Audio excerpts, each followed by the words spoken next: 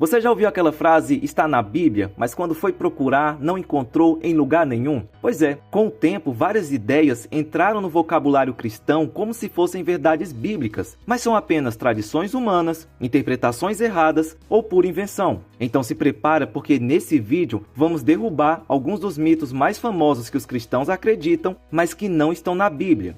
Primeiro mito, quem morre vira anjo. Essa aqui é a clássica de velório. Agora ele virou um anjo e está lá no céu olhando por nós. Parece bonito, né? Mas não é bíblico. Em nenhum lugar da Bíblia está escrito que seres humanos se tornam anjos depois da morte. Anjos são uma categoria totalmente diferente de seres criados por Deus. Eles não são ex-humanos promovidos por bom comportamento. Eles foram criados assim desde o início. São espíritos ministradores enviados por Deus para servir aos que hão de herdar a salvação. É basicamente outro modelo de existência. Mas essa ideia não é completamente sem fundamento bíblico. A confusão muitas vezes vem por causa de Mateus 22:30, onde Jesus diz que na ressurreição seremos como os anjos. Mas presta atenção, Jesus não disse que viramos anjos. Ele disse que seremos como anjos em um aspecto específico. Não se casam, nem se dão em casamento. Ou seja, ele estava falando sobre o estado pós-ressurreição, onde as relações humanas mudam completamente, inclusive o casamento. Mas isso não quer dizer que a identidade humana se transforma em angelical. Na verdade, o plano de Deus para a humanidade é ainda maior do que o dos anjos. Paulo escreve em 1 Coríntios 6:3, haveremos de julgar os anjos. Então pensa comigo, virar anjo seria uma promoção? Não, seria um rebaixamento. Deus preparou para nós algo muito mais glorioso, um corpo ressurreto, incorruptível e uma posição elevada com Cristo.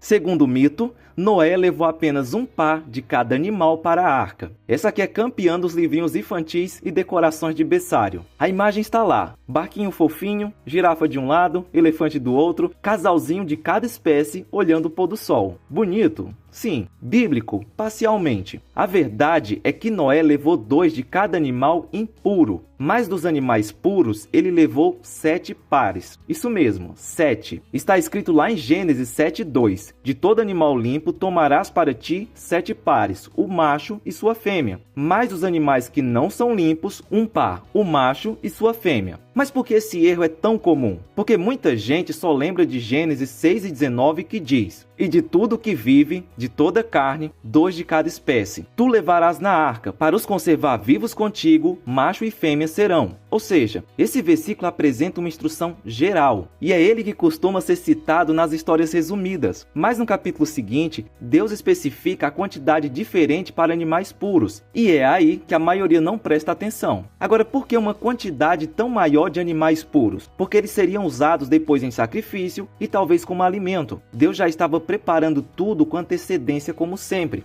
Terceiro mito, Maria Madalena era prostituta. Aqui está outro mito que tem enganado muitos por séculos, e não existe nenhum versículo que diga isso. Sério, pode procurar. Maria Madalena nunca foi chamada de prostituta na Bíblia. Quem espalhou essa ideia foi a cultura popular e alguns líderes da Igreja Católica, como o Papa Gregório I, no século VI. A Bíblia diz que Jesus expulsou 7 demônios dela, o que sim, mostra que ela teve um passado turbulento, mas não tem nada que ligue isso automaticamente à prostituição. A verdade é que Maria Madalena foi uma das seguidoras mais fiéis de Jesus. Ela estava lá na crucificação quando muitos discípulos fugiram e foi a primeira a ver Jesus ressuscitado. E isso é bem importante. Então vamos honrar a Bíblia do jeito certo, sem adicionar rótulos que Deus nunca colocou.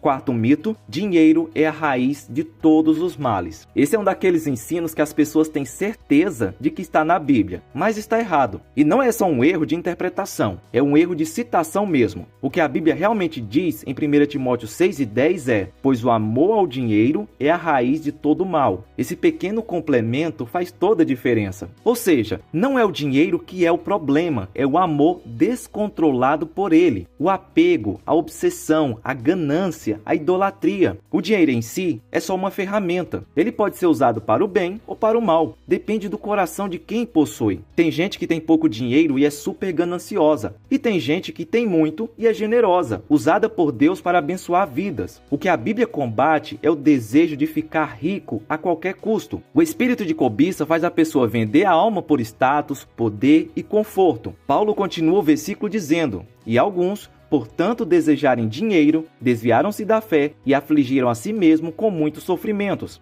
Então não, Deus não odeia dinheiro, Ele odeia ver o dinheiro roubando o lugar dele no seu coração. O problema não é a carteira cheia, é o coração vazio.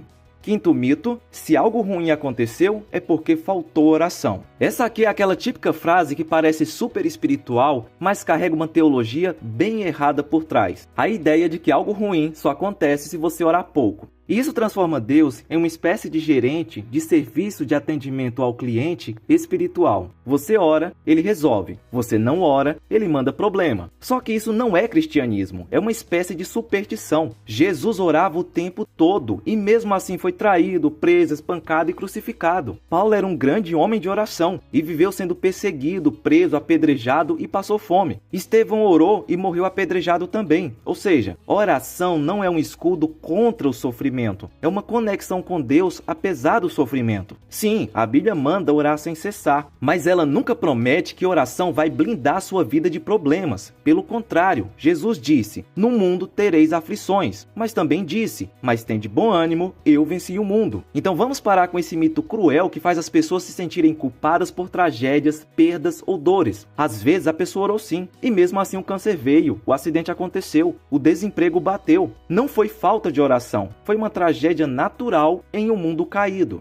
Sexto mito, Jesus nunca julgou ninguém. Esse aqui é o típico versículo de rede social sem o resto do texto. Um número cada vez maior de cristãos ama citar o não julguem para não serem julgados. Como se Jesus fosse um hippie ou um coach do bem que só distribui amor e frases fofas. Mas está errado. Jesus julgou sim, e julgou com força. Vamos aos fatos. Lembra dos fariseus? Jesus os chamou de hipócritas, sepulcros caiados, filhos do inferno, raça de víboras, tudo isso em Mateus 23, que parece até uma thread de Exposed. Lembra da mulher adúltera em João 8? Jesus perdoou sim, mas também disse, vai e não peques mais. Ele chamou pecado de pecado. Ele não diminuiu o peso do ato. Ele ofereceu graça e verdade. Além disso, João 5,22 é direto. O Pai a ninguém julga, mas confiou todo o julgamento ao Filho. Ou seja, Jesus é o juiz. Só que ele é um juiz justo, misericordioso e cheio de graça. O problema não é o julgamento de Jesus. O problema é o julgamento humano, hipócrita, sem amor, tomando o lugar de Deus. Por isso Jesus diz, não julguem de acordo com as aparências, mas julguem de maneira justa. Então vamos parar com essa ideia de Jesus nunca julgou ninguém como desculpa para viver no pecado e se blindar de correção. Porque Jesus perdoava, mas também confrontava. Ele acolhia, mas também exortava. Ele não veio para nos deixar do jeitinho que a gente está. Ele veio para nos transformar. Isso inclui corrigir, disciplinar e sim, julgar. Jesus não é um hippie cósmico, good vibes que ignora o pecado. Ele é o rei, o justo, o cordeiro e o juiz.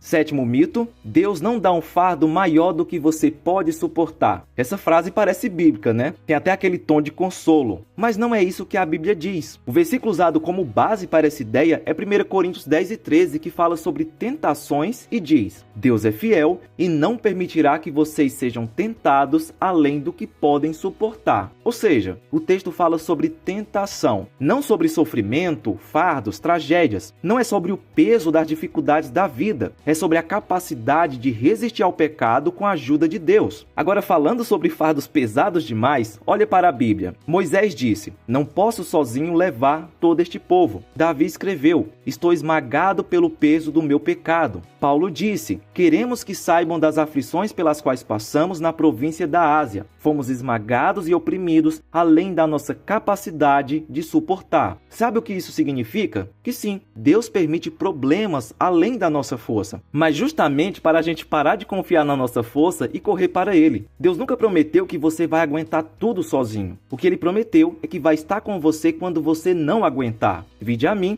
todos os que estáis cansados e sobrecarregados, e eu os aliviarei. Então vamos parar com essa teologia motivacional disfarçada de versículo. Deus não quer que você seja forte o tempo todo. Ele quer que você dependa dele. É na fraqueza que o poder dele se aperfeiçoa.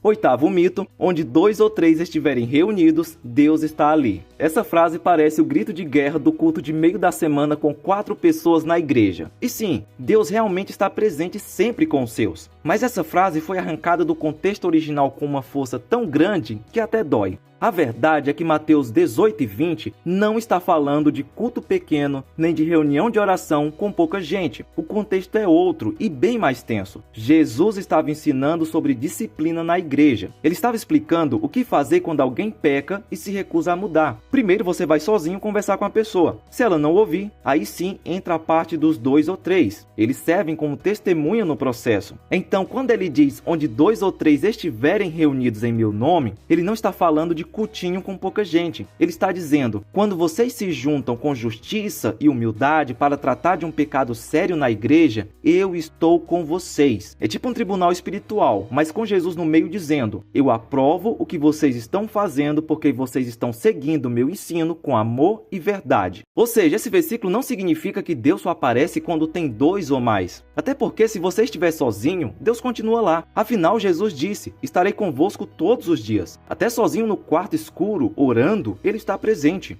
Nono mito, Satanás mora no inferno e reina lá. Essa é uma imagem clássica dos filmes, HQs e até de muita pregação emocional. Satanás, sentado num trono de fogo, rindo com um tridente na mão, enquanto comanda o inferno tipo CEO do sofrimento. Mas não é verdade, isso não é bíblico, é uma invenção medieval. Na realidade, o inferno não é o QG de Satanás, é o destino final dele. Ele não governa lá, ele vai ser punido lá. Jesus deixou isso claro em Mateus 25 e 41. Então dirá também aos que estiverem à sua esquerda, apartai-vos de mim, malditos para o fogo eterno, preparado para o diabo e seus anjos. Ou seja, o inferno foi preparado para ele, não por ele. O diabo não quer ir para lá e também não manda em nada lá. E onde o diabo está agora? Na terra. Isso mesmo. Ele anda ao derredor, como leão que ruge, procurando a quem possa devorar. Ele tem acesso ao mundo espiritual, influencia pessoas, sistemas, culturas. Por isso Paulo chama de o Deus deste século e o príncipe da potestade do ar. Mas a cruz já garantiu a sentença dele. Ele está condenado com dias contados. Apocalipse 20:10 revela o final. E o diabo foi lançado no lago de fogo e enxofre, onde está a besta e o falso profeta.